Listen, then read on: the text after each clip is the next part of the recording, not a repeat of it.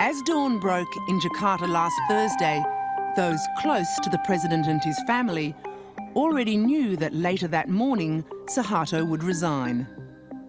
Did you have a conversation with him? No, but I have a conversation with the daughter. She said at the time that he will step down the next morning, that is this morning. Just before 9 a.m, the students who'd taken over Indonesia's National Parliament building clustered around the television. They had sworn to continue this occupation until Suharto was gone. They knew that the president would shortly be addressing the nation, but maybe it was just another cabinet reshuffle. The atmosphere was buzzing with rumours and anticipation that this might be the end of the leader they feared and despised. But no one was prepared to believe that Suharto was gone until the words finally fell from his lips. I have decided to declare that I cease being the President of the Republic of Indonesia.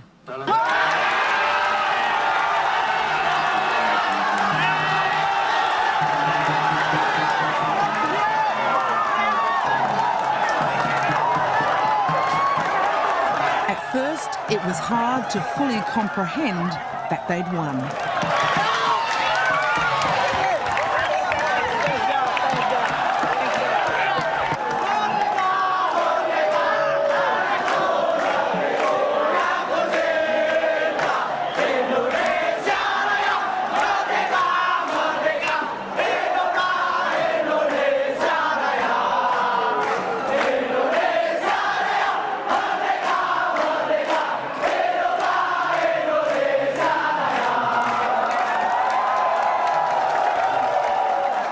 I have to take off my hat to the students for taking up such a very meaningful role for the country's future.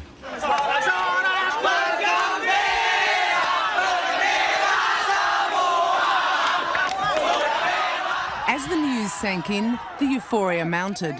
The dictator was gone, and thanks be to God.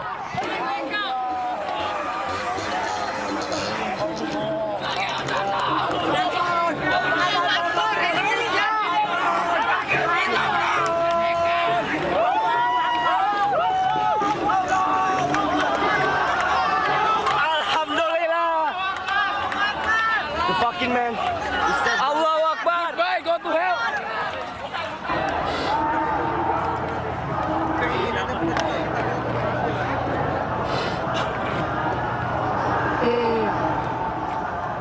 For some who had suffered and struggled so long for this moment in Indonesian history, it was all too much.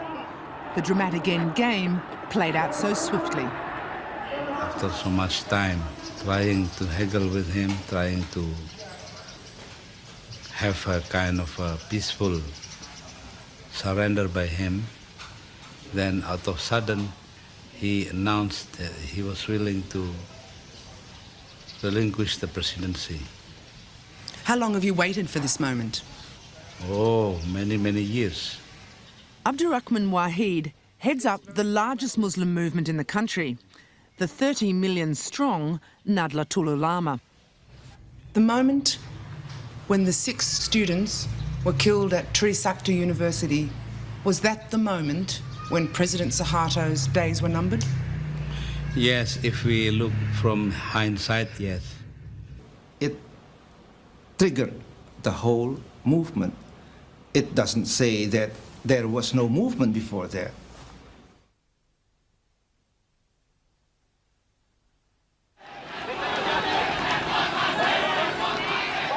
This is the start of the demonstration at Trisakti University, just 9 days before Suharto would stand down.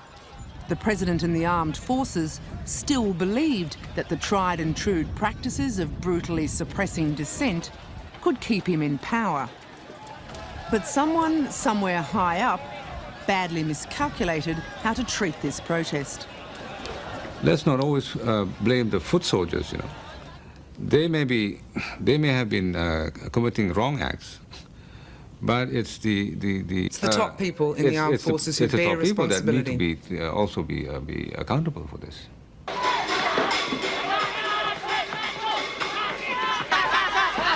In the lead-up to the Trisakti incident, the violence between the armed forces and the students had been escalating around the country. There were beatings, tear gas and rubber bullets, and in recent weeks, activists were disappearing, some reappearing with horrific tales of torture. But until May the 12th at Trisakti, no student had been shot dead in Jakarta with live ammunition for making a political protest. It was, however, something they feared. A lot of young people are determined to go on the streets and demand change. I mean, they want to know bottom line questions like, will you shoot them? I mean, it's not a black and white situation that you paint. You know, we carry out dialogue. We meet them face to face. We discuss with them. We try to talk things out. But if they remain unconvinced, if they defy you? We are 200 million people. If they defy you, though? We are 200 million people. Who are they? We are a people's army. We will never go against our people. But if 1 million people turn out into the streets? If 1 million people turn out to the street, let us see.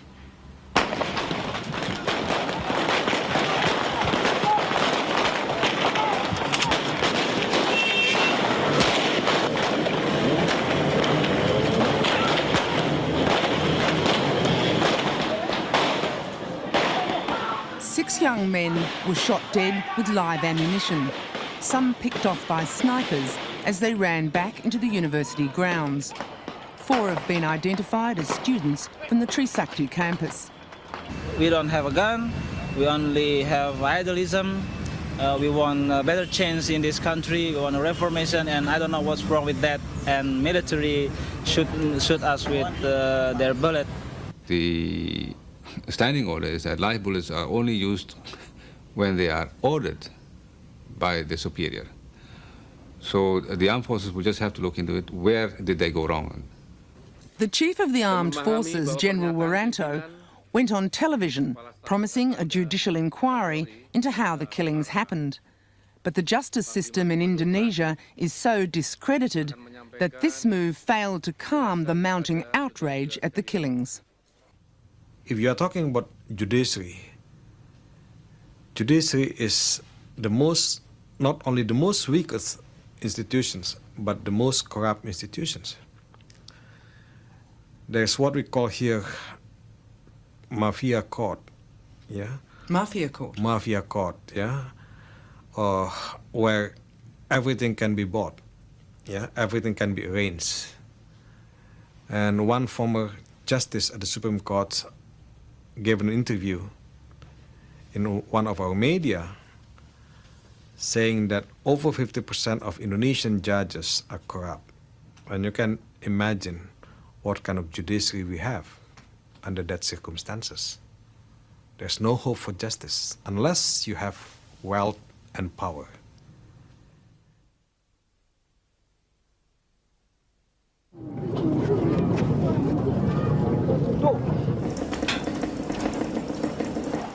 The day after the shooting, Jakarta was on fire. A total of 4,000 shops, supermarkets, restaurants and workshops were burnt down, damaged or looted. 500 banks and over 1,000 houses were torched or vandalised, including that of the richest man in Indonesia, one of Suharto's inner circle of cronies. The value of the battered Indonesian currency plunged to even greater depths. Over 400 bodies were found in the charred remains of burnt-out stores. The economic crisis has left over 4 million people unemployed, impoverished and desperate in Jakarta. When the looting started, they poured into buildings like this and couldn't get out in time.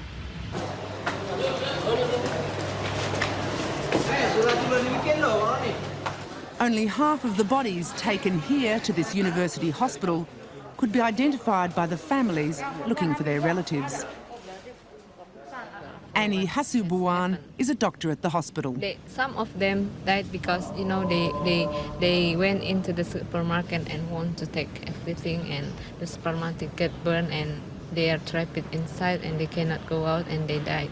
But why they want to get into the supermarket and take food and everything? Because they have nothing. They want it because, you know, so many people in Indonesia too poor and they have nothing. So, but Suharto says nothing about that until now. And I think many people feel that Suharto is responsible for what is happening.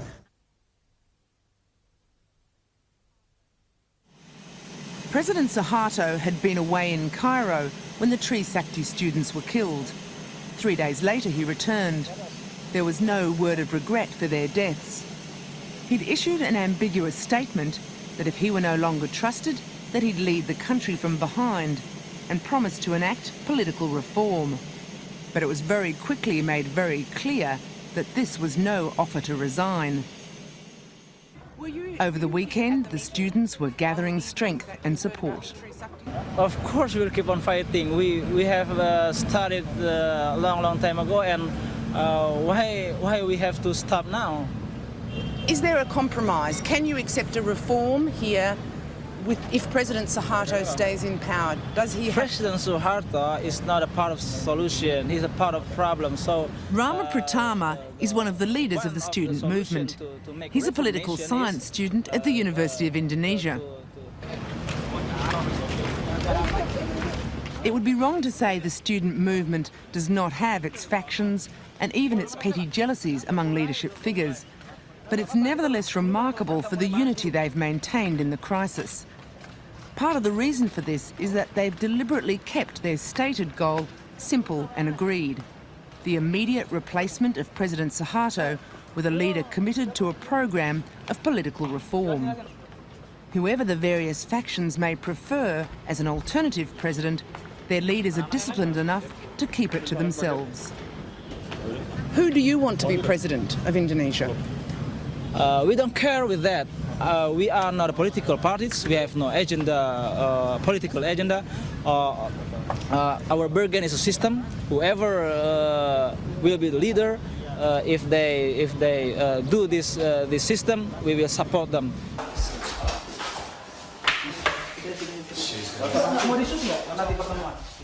Rama has organised a meeting with another student faction.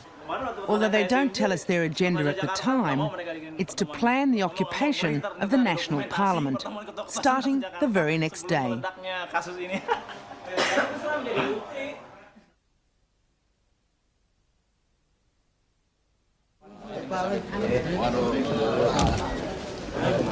Monday morning, 10 a.m.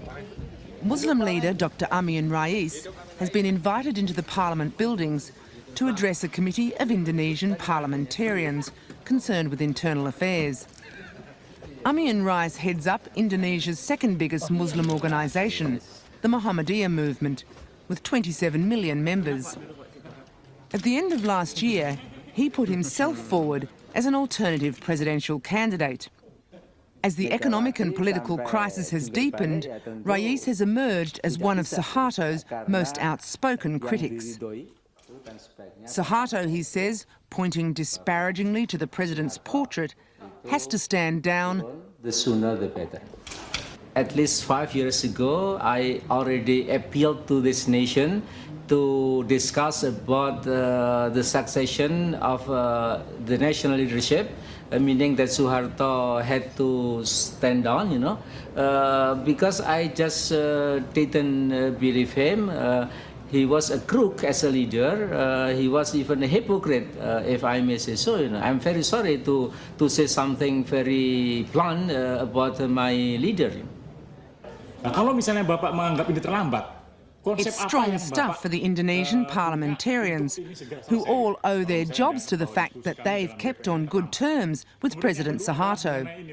While they too know that Suharto's days are numbered, most of the questions thrown to Amien Rais reject his view that now is the time for change.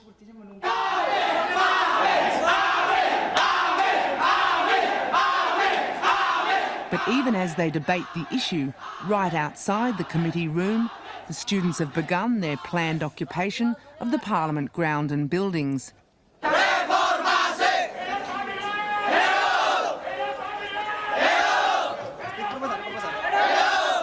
When Rais emerges from the committee room, he's greeted like a hero.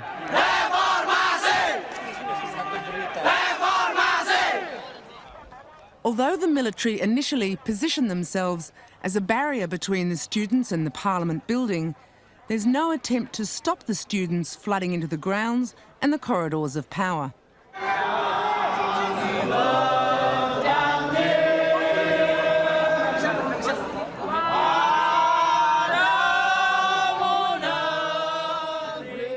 Their teachers, their deans and the university alumni have also turned up to add to the throng.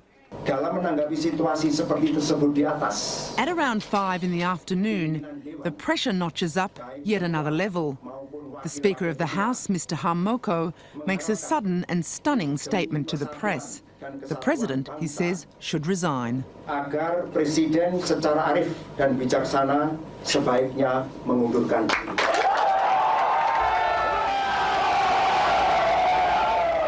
Harmoko is also the chairman of Suharto's own creation, the ruling Golkar party. And I was hugely surprised at Harmoko's courage to do that. How isolated is the president now? Very, very isolated.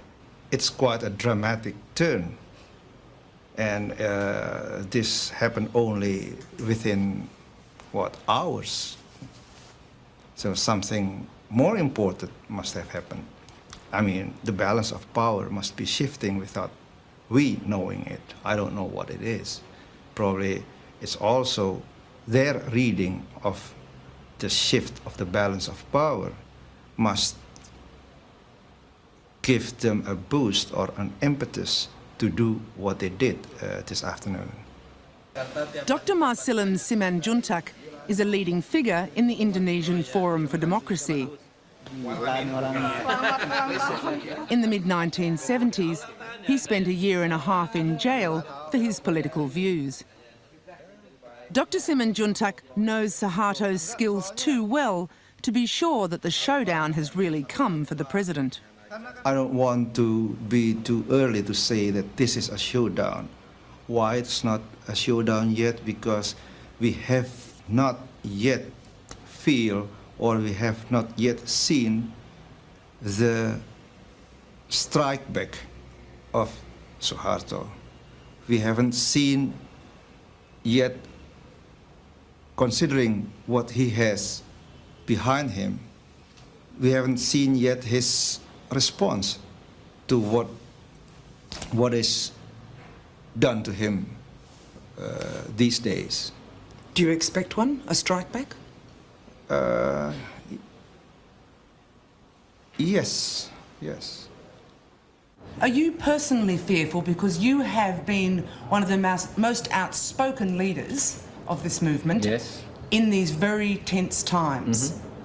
Do you feel that the president may strike at you? Yes, I don't rule out this possibility. Even last week, I got a political rumor, but I think it was almost authentic, that there was an instruction from the palace to arrest me, and even there is one major general who was in charge to do that, you know, and then he was hesitating to arrest me, and finally the instruction was cancelled, and I'm happy for that. How many political prisoners remain now in Indonesian jails? Only God knows, perhaps. I don't know how many political prisoners we have. Certainly, there are political prisoners in Jakarta. Some students were still in jail. Some activists were still in jail. And you still have political prisoners in East Timor, in West Irian, in Aceh. And no one can keep track on that. No one can keep track on that, yeah? So this is what has been, what should be resolved, yeah? By any leaders, any governments come to power.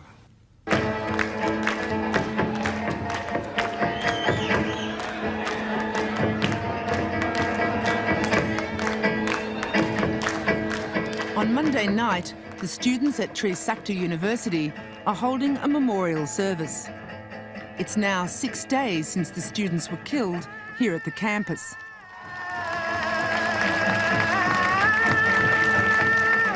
Although it's a sombre occasion, the students are buoyed by the news of Harmoko's call for the president to resign.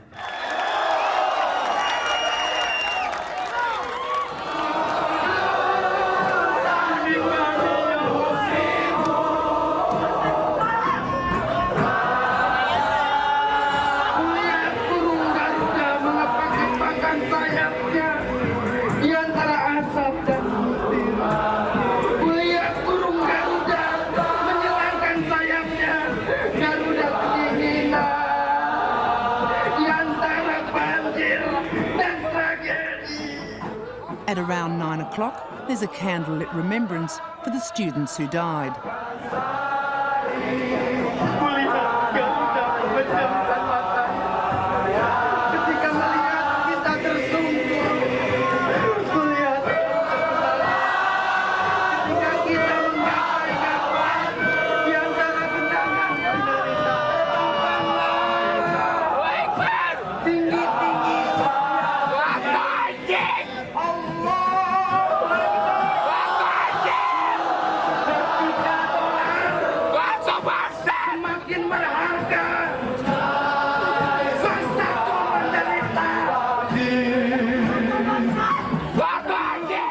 The students are unaware that as they grieve, some of their leaders have seen on the news that the Chief of the Armed Forces has denounced the Speaker Harmoko's call for the President to resign as unconstitutional. General Wiranto has also warned the students not to go ahead with a rally planned for 2 days' time. People might get hurt. The student leaders decide that it would be dangerous and irresponsible to tell this crowd what the army has said. Better to let them find out in the morning. We have over 1,000 massive here, over 1,000 students here. Just because of the shooting of the army on the 12th May, all the people become very angry, all the students very angry. So if we give this statement to the students directly right now, in this moment, I do not know what they will do. We are not afraid of their madness. Maybe they are going mad. I don't know about that. But what we are afraid, we do not want any bloody tragedy happen again in this campus. That's for sure. That's why we will not announce this statement right now. We'll announce it tomorrow. Will you still go ahead with the march on Wednesday? We will. We will do that. Even if our blood came to the last blood, till our last blood, we'll still struggling. We don't afraid of anything.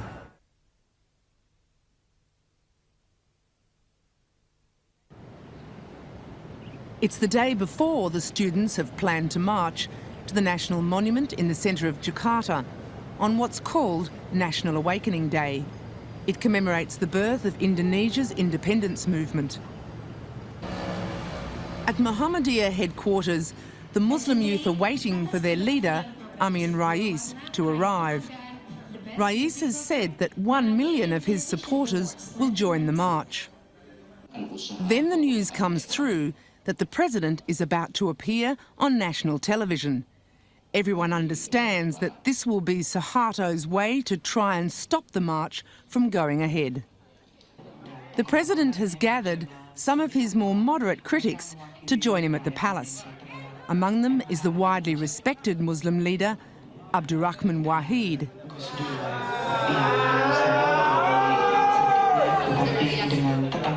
Wahid's preparedness to deal with Suharto has lost him the support of these more radical Muslim youth.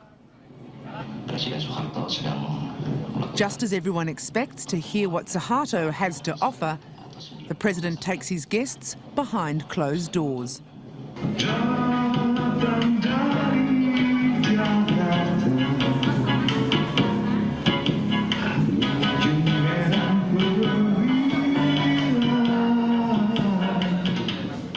While the people of Indonesia are left to watch daytime television popular culture, Suharto tells the group he's assembled at the palace that he is prepared to enact political reform. One of the group tells him bluntly that what the people mean by political reform is that he should resign. And the President's response? Yeah, he responded by saying that, you know, everything will be seen after the, you know, the Constitution. It doesn't sound from what you're saying as if he understood the strength of feeling in the country. Yes, he doesn't understand. We know it for sure. Why does the President fail to appreciate that people want him to leave now? Well, I think recently, during the past few years, he has been living in a different reality. He's lost touch, and he's increasingly overconfident of himself. Amien Rais was not invited to the palace meeting, but after it's over, he calls a press conference to respond to the outcome. Suharto has announced that he'll call an early election and he won't stand for president again. But without a definite timetable for when he'll go, this announcement is read as a strategy to buy more time. Yes, I think exactly. I think he is trying to buy time to consolidate his power. As people say, nobody will relinquish his or her power voluntarily. I think Suharto does not want to relinquish his power voluntarily. I think he is trying his best to consolidate by any engineering possible. But believe me, he will be defeated very soon. But he is saying that he will go, that he will not stand another term. He is saying he will call an election and he will go. Yes, but there is no timetable at all. What Suharto has announced is not enough to make Rais tell his supporters to stay away from tomorrow's demonstration. What do you hope to achieve by calling your people onto the streets tomorrow? I just want to convince the whole world that Suharto is not trusted any longer by the Indonesian people.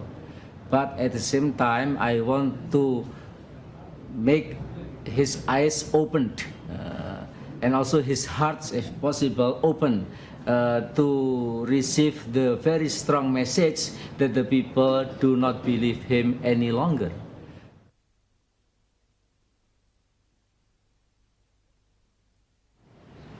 Early the next morning, the streets of central Jakarta are eerily deserted. The only people standing around are soldiers. The roads leading to the National Monument are blocked by barricades and guarded by heavily armed troops and tanks. At 6 a.m, Amien Rais broadcast a message on television telling his supporters to stay at home. He feared another Tiananmen Square. Yesterday evening, somebody told me, who happened to be an army general, that he doesn't care at all if Tiananmen accident,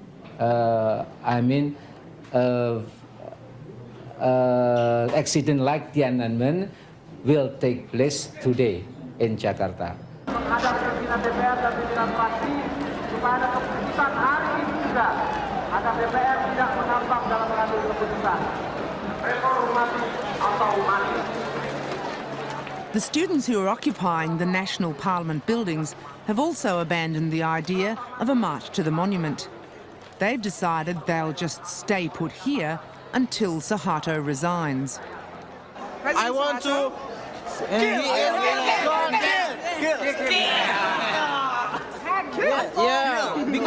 Because I'm so not for kill, but kill.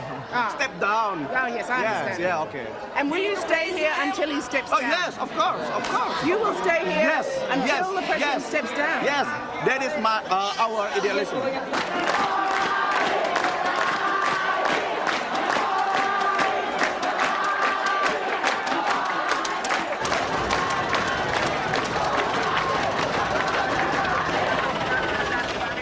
Throughout the morning, thousands more students arrive. There's no attempt to stop them, no attempt to clear them out. Stacks of free food and water have been organised to keep the students well supplied. Tentang harga sebuah nyawa di negeri kita, begitu benarkah murahnya? The day proceeds with one rousing rallying speech after another. The atmosphere is intense. In the mid-afternoon, long-time former Suharto minister Amien Rais arrives to show solidarity with the students. Amien Rais is a widely respected figure, regarded as a Mr. Clean in a government riddled with corruption. When I arrived, frankly speaking, I was quite surprised that the reaction of students was so spontaneous.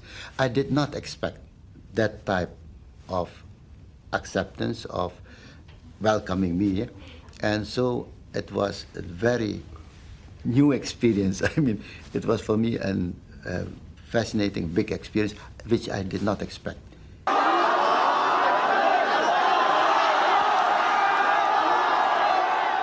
The whole experience of meeting the students makes Amien Rais realise that ideas like holding new elections in 6 months' time are a dangerous joke.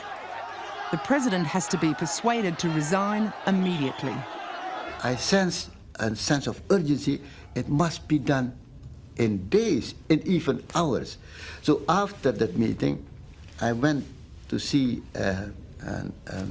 top minister, and I told him, this must be conveyed to the president that it's not a matter of days anymore, it's a matter of hours. So please, if there is no bloodshed, if we can prevent them bloodshed, but then the president must take initiative. And this is our notion.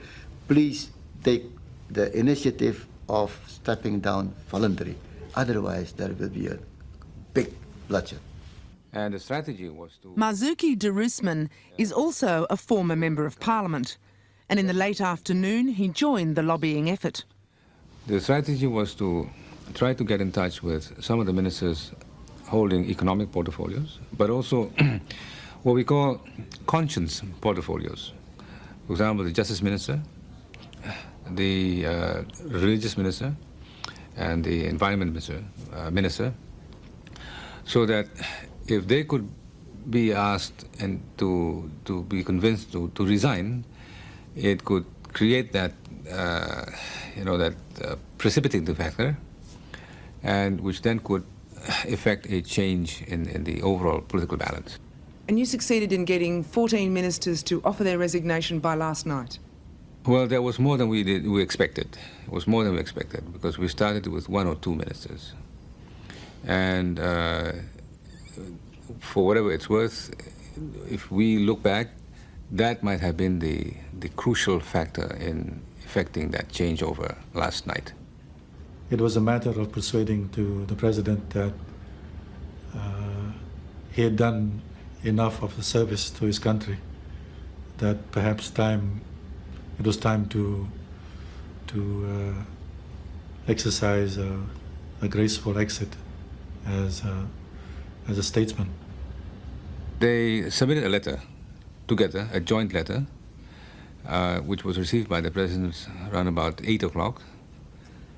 And we understand that he was still trying to convince these ministers to stay on, because these ministers were actually a part of the reshuffle package. So right to the very end, he was trying to hang on in there?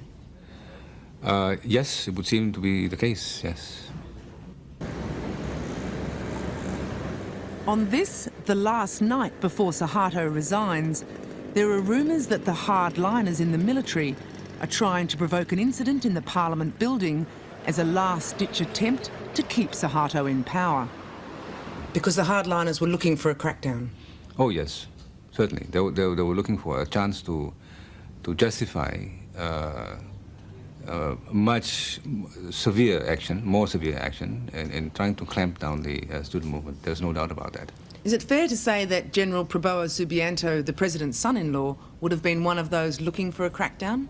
It may not be fair, But that's the perception of the public. So I'm not pointing in any direction, but acknowledging only that General Wiranto was able to somehow control and manage the situation very well. It remains unclear exactly how the split in the armed forces played itself out. But in the event, the moderates, led by General Wiranto, put a final argument to persuade the president it was time to go.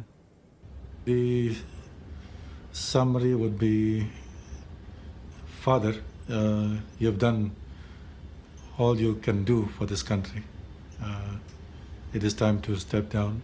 We will guarantee the safety and honor of your family.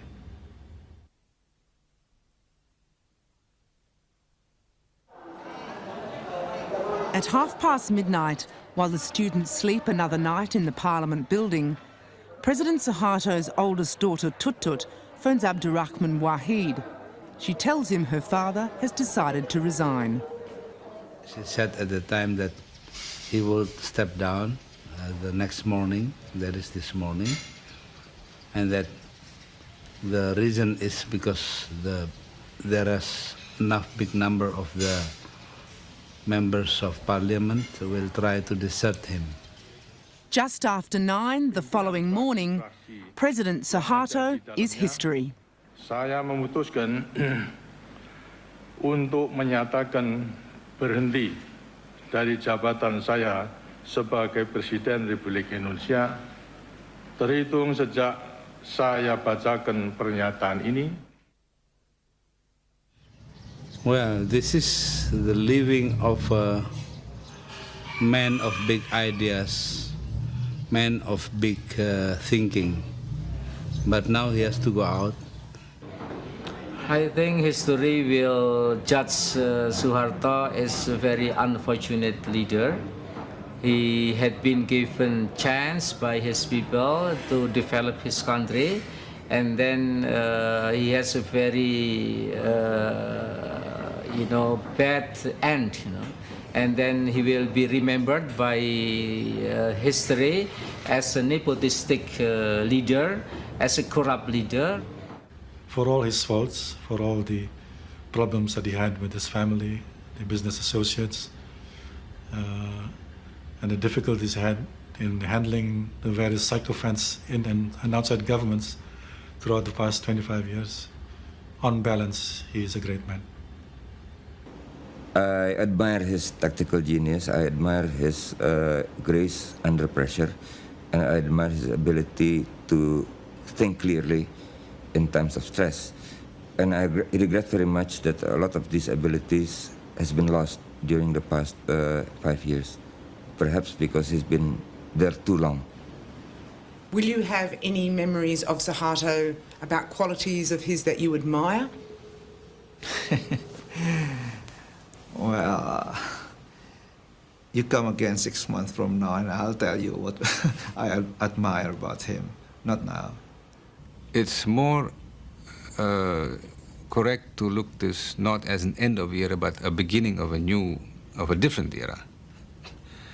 A beginning of a different era where people feel confident in coming out criticizing, and people feeling confident in stating their views openly. We don't want a military leader again because we want a democratization process happen in this country.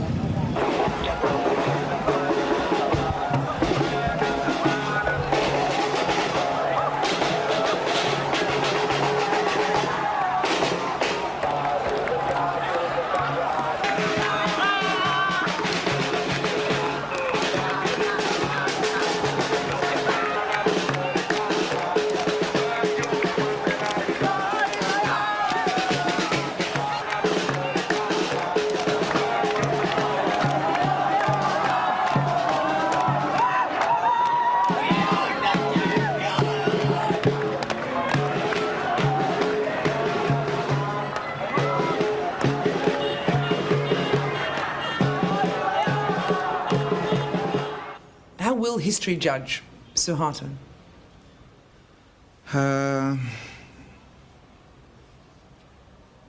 history as written by whom?